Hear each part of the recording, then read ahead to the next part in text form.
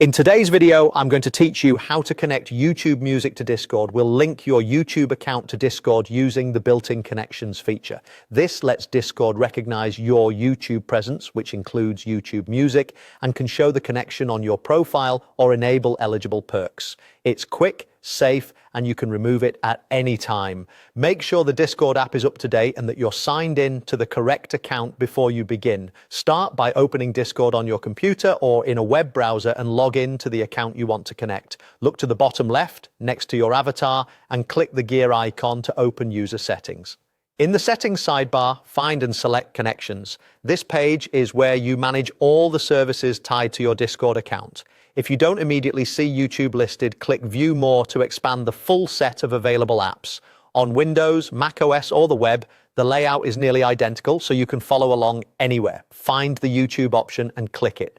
Discord will open a Google sign-in window so it can securely link your accounts. If the account shown isn't the one you use for YouTube Music, click Use Another Account. Then sign in through your Google account with your usual credentials.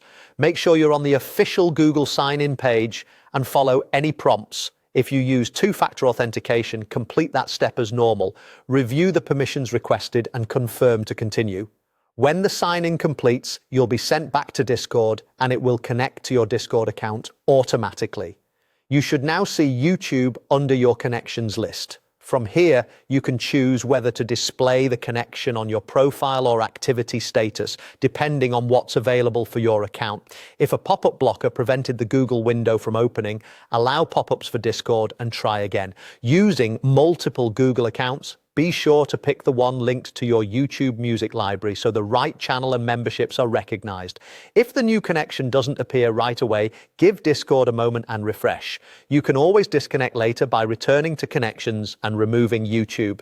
If you ever switch Google accounts, just disconnect and repeat these steps to relink the right one. That's it.